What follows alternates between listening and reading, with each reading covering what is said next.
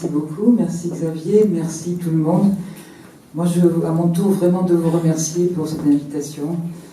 Ce n'est pas si souvent que nous avons l'occasion de dialoguer à l'intérieur des différentes disciplines académiques ou universitaires et me retrouver avec des étudiants en architecture, des architectes, des enseignants dans ce domaine-là. Bon, ma foi, c'est vraiment un plaisir et vous allez voir que c'est cohérent avec la suite de ce que je vais tenter d'exposer. Alors, sur la conférence, le titre a été proposé vraiment en collaboration. C'est très écrasant, ça s'appelle Bioéconomie et résilience territoriale. Alors c'est un titre qui est particulièrement écrasant, donc qui m'a un peu fait souffrir pour la préparation, pour le rendre un peu humain, ce titre-là, Bioéconomie et résilience territoriale. Donc je vais tenter de le faire vivre à travers cette conférence. Alors je voudrais introduire mon propos en disant que nous sommes confrontés aujourd'hui à un double mouvement de pensée et d'action, je dirais. Nous vivons dans des sociétés occidentales, nous ici, mais l'occidentalisation du monde est allée très loin, et qui certes sont en crise avec beaucoup de questionnements, mais qui restent fondées naturellement sur un idéal de maîtrise. Maîtrise de la nature, maîtrise du territoire, maîtrise des humains. Un idéal de maîtrise qui nous vient depuis le XVIe siècle, c'est toute notre tradition, et cette maîtrise a été fondée sur une séparation radicale, voire une opposition, entre les constructions humaines, les sociétés et la nature. Opposition radicale, et même la civilisation, la culture, a été définie comme justement la capacité à s'extraire définitivement, à s'arracher. C'est une culture de l'arrachement de la nature, et donc d'une conception d'un territoire qui n'est pas un territoire géographique, même une opportunité, comme on entend aujourd'hui. Le territoire, c'est une opportunité dans la grande mise en concurrence des territoires. Donc séparation radicale entre nature et société, coupure des liens qui pouvaient unir les humains avec leur part naturelle. Au contraire, l'émancipation, c'est s'affranchir de tout ce qu'on pourrait appeler la nécessité pour faire advenir, comme certains disaient, les progressistes, faire advenir le royaume de la liberté, enfin libéré de la nécessité, enfin libéré de cette part matérielle de l'existence humaine, que nous pourrions finalement dépasser grâce au développement de l'industrie, des forces productives, des territoires, etc., qui nous permettent très véritablement de faire advenir ce monde-là libéré de la nécessité. Donc ce sont nos représentations qui restent dominantes. Et dans ces représentations, bien sûr, du fait de la séparation entre nature et société, on a une séparation radicale entre les sciences de la nature et les sciences de la société, avec le summum dans ces sciences de la société pour l'économie, qui s'est pensée, qui se pense toujours, j'y reviendrai, et d'où l'intérêt du terme bioéconomie, qui se pense toujours majoritairement comme une pensée totale, fermée, qui n'a pas besoin d'envisager les liens qu'il y aurait entre les activités humaines, les activités économiques et la biosphère, c'est-à-dire les échanges de matière et d'énergie qu'il y a avec la biosphère. L'économie s'est pensée comme autonomisée par rapport à la biosphère, comme elle s'est pensée d'ailleurs majoritairement autonomisée aussi par rapport à la société. Donc, nous sommes fondamentalement dans ces représentations. Et là-dedans, nous avons construit donc une science pour l'économie qui est une science du calcul rationnel, une science de l'efficacité, science de l'efficience, du meilleur comportement possible pour être le plus efficient possible. Et être le plus efficient possible, c'est diminuer au maximum les coûts de production et maximiser les bénéfices. C'est le calcul, ce qu'on appelle coût-bénéfice en économie, qui reste la règle majeure de tout le calcul économique. Même si c'est contesté, mais cela reste complètement dominant. Et à l'intérieur de cela, il y a eu une culture qui nous vient aussi d'un certain idéal des Lumières, que je ne rejette pas globalement, mais une culture qui a consisté à nous dire que nous allions pouvoir construire l'autonomie des sociétés, l'autonomie des individus, et cette autonomie s'est voulue construite par la rupture des liens de dépendance que nous pourrions avoir par rapport à des collectivités, des liens que nous avons de dépendance que nous aurions par rapport à la nature également, et donc on a cultivé cet idéal d'autonomie. Et donc, cette autonomie s'est construite aussi souvent contre, ainsi que l'émancipation. En tout cas, c'est une pensée de la toute-puissance. D'être souverain, entièrement souverain, autonome, qui ne connaissent pas de limitation extérieure à leur propre activité. Ça, c'est la pensée dominante. Et en même temps que ceci continue à dominer, nous faisons l'expérience quotidienne de la fragilité des sociétés, de la fragilisation extrême des sociétés, marquée par les inégalités sociales qui sont de l'ordre aujourd'hui quasiment de l'impensable, de l'inimaginable, parce qu'on ne peut pas imaginer certaines accumulations de richesses, des milliards et des milliards de dollars ou d'euros ne sont pas représentables par l'imagination. Donc des inégalités qui ont atteint des sommets, donc des sociétés extrêmement fragiles, qui ont été fragilisées en particulier depuis une quarantaine d'années par ce qu'on a appelé les politiques néolibérales, qui ont consisté à détruire assez systématiquement et autant que les sociétés pouvaient le supporter, des anciennes protections que les sociétés avaient construites au fil de leur histoire par rapport au fait que toute société a besoin de se protéger et de protéger ses membres. Donc une déconstruction de toutes ces institutions protectrices qui fait que nos sociétés sont fragilisées. Les écosystèmes sont fragilisés, je ne vais pas le développer maintenant, c'est la question du climat, le réchauffement climatique, la biodiversité, les problèmes de l'eau, etc. etc. Donc, on prend conscience qu'il y a une fragilité radicale des écosystèmes, des sociétés, et je dirais des personnes, des individus. Et c'est dans ce contexte de fragilisation qu'on prend conscience, sans doute aujourd'hui, de notre dépendance. Jamais, sans doute, depuis 2 siècles, nous n'avons été autant conscients de notre dépendance à la terre. Nous découvrons que pour nous nourrir, nous avons besoin quand même de paysans. On avait décrété en sociologie urbaine, en sociologie rurale aussi, on avait décrété la fin des paysans dans les années 60, et c'était le progrès. En général, en économie, on considère un pays développé, un pays qui a une population active dans l'agriculture très faible. Un pays qui a une population active forte dans l'agriculture, une population active forte dans l'agriculture est un pays sous-développé. Le développement, c'était justement l'urbanisation, l'industrialisation, etc. C'est ça le critère central du développement. Et donc on découvre qu'on a besoin de sols pour vivre, on découvre que ces sols, ils ont été considérablement appauvris et qu'il y a un enjeu majeur à pouvoir reconstituer aujourd'hui ces sols. Nous découvrons que peut-être nous n'aurons pas suffisamment de sols pour pouvoir permettre une alimentation saine à l'échelle de l'ensemble de la planète, etc. Pour l'énergie, on se rend compte que la fée électricité, 19e siècle, eh bien, elle ne fonctionne pas toute seule, que pour faire de l'électricité, on a besoin, on a choisi en tout cas de la faire essentiellement en utilisant les énergies fossiles, et que ceci est en train de se retourner contre nous en boomerang. On prend conscience de la rareté des ressources naturelles, bon, etc., etc. Et donc, on prend conscience de notre dépendance, alors que nous avons été, formatés, je dirais, nous avons été éduqués dans l'idée de souveraineté totale, d'autonomie, de toute puissance, d'une science qui allait résoudre, et d'une technique, d'une technoscience qui allait résoudre tous les problèmes auxquels nous étions confrontés. Et aujourd'hui, on se retrouve devant des situations dans lesquelles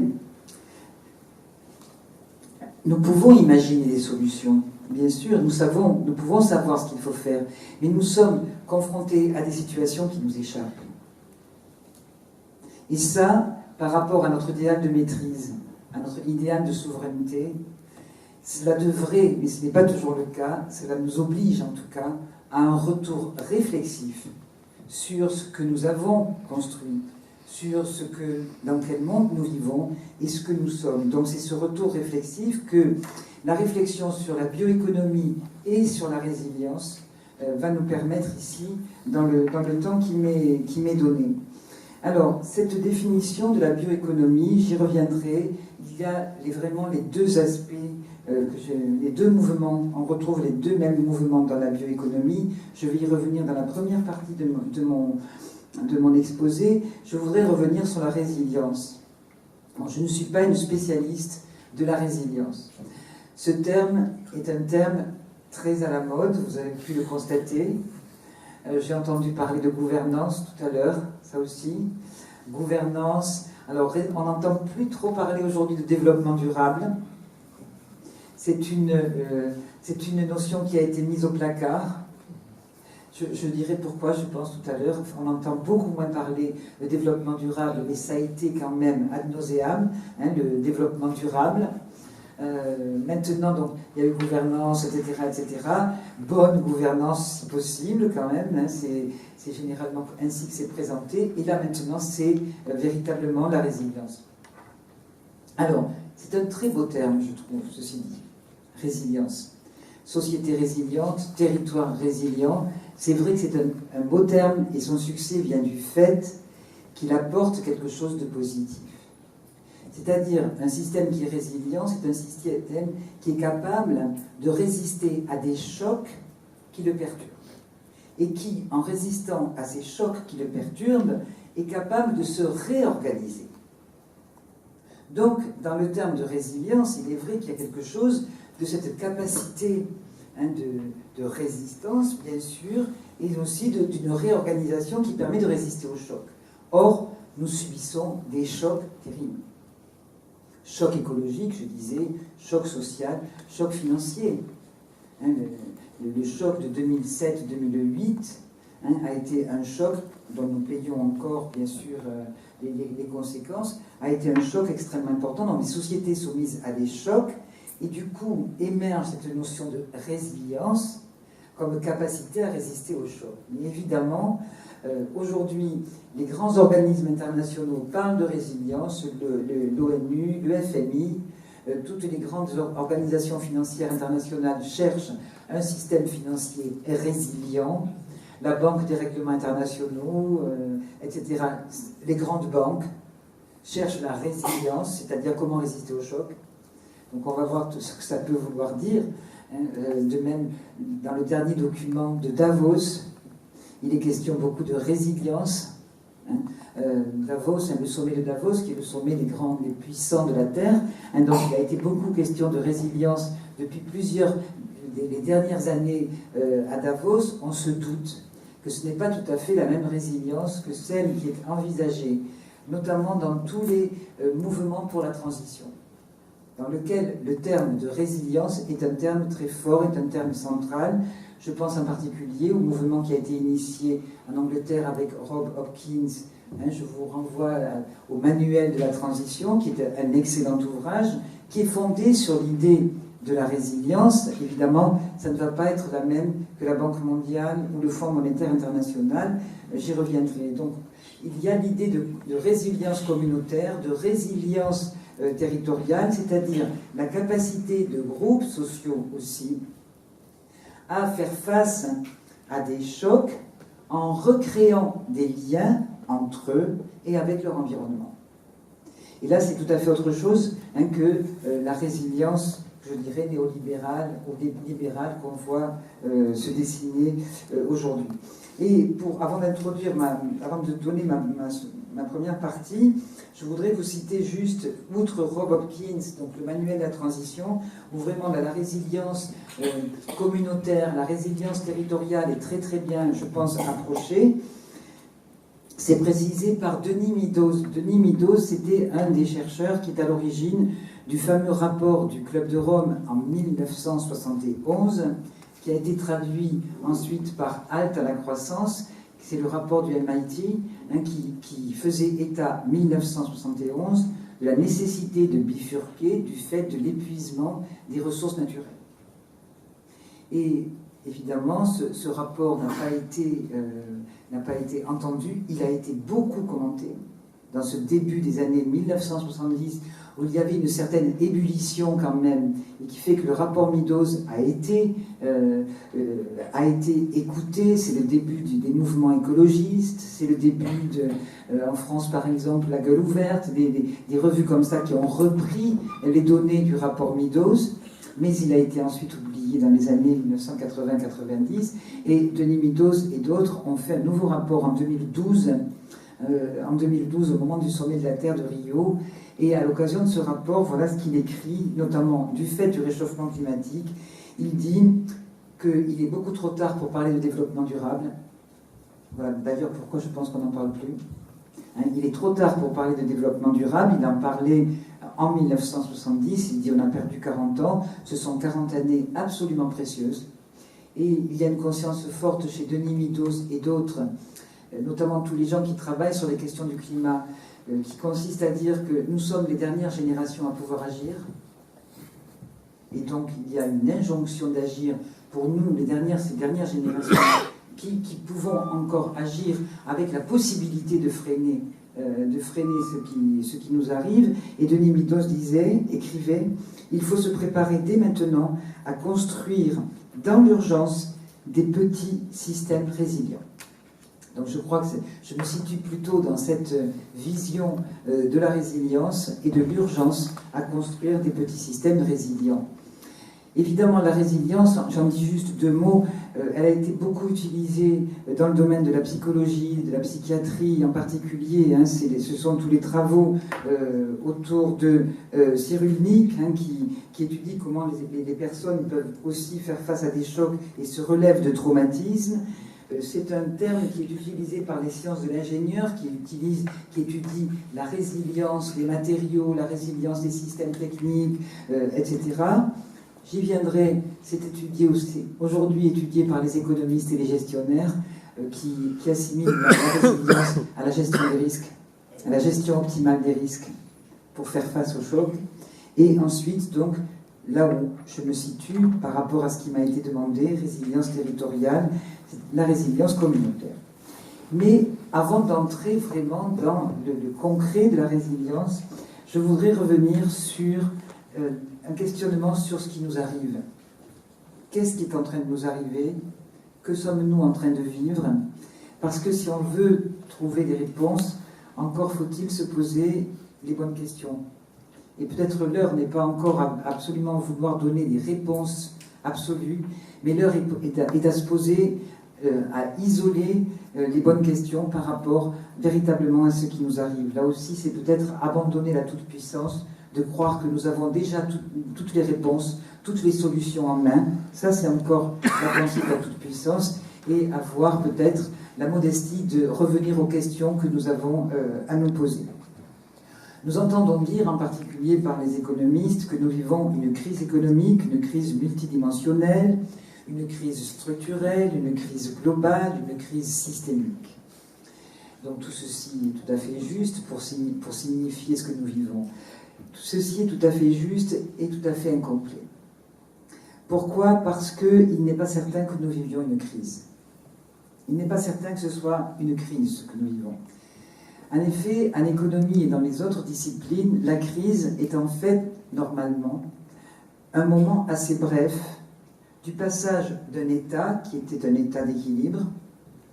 Il y a une crise, généralement c'est assez bref, et il y a une sortie de crise, après laquelle le système revient à une certaine normalité, retrouve la tendance qu'il avait précédemment et poursuit son chemin.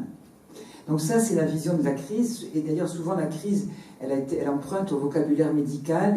On dit qu'il y a de la fièvre, c'est la fièvre des marchés.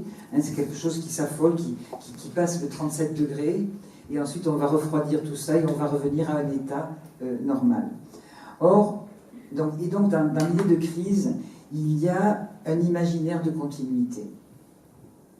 Il y a donc un système économique ou même écologique, le système terrestre, qui est en équilibre, qui connaît une crise. Il va y avoir de l'adaptation pour retrouver un état à nouveau d'équilibre, et donc on se situe vraiment dans un imaginaire continuiste, et non pas dans un imaginaire de rupture. Il y a une crise et il y aura une sortie de crise, et on cherche les solutions pour la sortie de crise. Or, aujourd'hui, ce qui se passe n'est pas tout à fait de cet ordre-là. Et là, je m'appuierai beaucoup sur l'exemple du climat, justement, pour nous faire comprendre ce que nous vivons. Le réchauffement climatique est très lourd d'enseignements, et il est très riche d'enseignements, à condition que nous voulions bien regarder ce qui se passe. Quand on regarde cette crise écologique, ce qu'on appelle la crise écologique et la crise climatique, que se passe-t-il? Eh bien, on se rend compte que concernant le climat,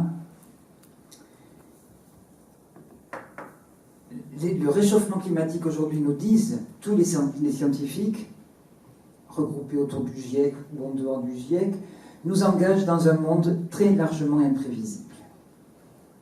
Très largement imprévisible. Et un monde dans lequel des petites variations à un endroit et à un moment donné peuvent enclencher des immenses variations à d'autres endroits. C'est le fameux effet papillon de Lorentz. Le battement des ailes d'un papillon à tel endroit peut provoquer une tornade à un autre endroit. Nous prenons conscience de la complexité des systèmes, de la dépendance, de la complexité des systèmes et du caractère imprévisible d'un certain nombre de données. Si on lit les rapports du GIEC concernant le climat, qui est un état de savoir à un moment donné, qui demande bien entendu encore à être développé, qu'est-ce qu'ils nous disent? Ils nous disent qu'au-delà de certains seuils, de certaines limites dépassées, le réchauffement climatique ne sera plus contrôlable. C'est-à-dire on sera dans des phénomènes d'emballement climatique. Du fait en particulier, et j'y reviendrai beaucoup sur cette notion, des boucles de rétroaction. Ce qu'on appelle le feedback aussi. C'est-à-dire que, au-delà de certains seuils, en particulier pour le réchauffement climatique, au-delà, mettons, de plus de 2 degrés de réchauffement global à l'échelle du siècle, eh bien, on risque de voir enclencher des situations qui, au lieu de freiner le réchauffement climatique, l'amplifient. C'est le problème du permafrost, par exemple. Le réchauffement climatique engendre la fonte de la banquise et des sols gelés qui sont proches des pôles, sols qui avaient emmagasiné pendant des millions d'années des gaz à effet de serre, en particulier le méthane, qui est un gaz très puissant, beaucoup plus puissant encore que le carbone, dans le dérèglement de l'effet de serre, et donc les risques de libération massive de méthane, ce qui accélérerait considérablement le réchauffement climatique. Ça a commencé. Ça a commencé, encore à une échelle vivable, mais il y a des milliards de tonnes de méthane emmagasinées dans ces sols gelés. Donc c'est ça qu'on appelle les boucles de rétroaction. Et donc, de la même façon, si les océans se réchauffent, alors que les océans sont les capteurs du carbone que nous émettons, d'abord en captant de plus en plus de carbone, les océans s'acidifient.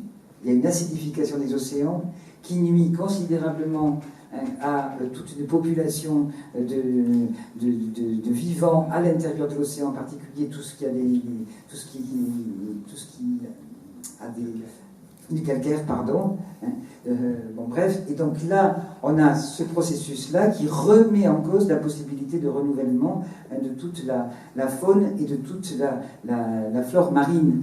Donc là, il y a des effets en cascade qu'on va appeler des boucles de rétroaction si les océans se mettent à libérer le carbone qu'ils ont émis. À ce moment-là, on a des véritables bombes climatiques qui arrivent.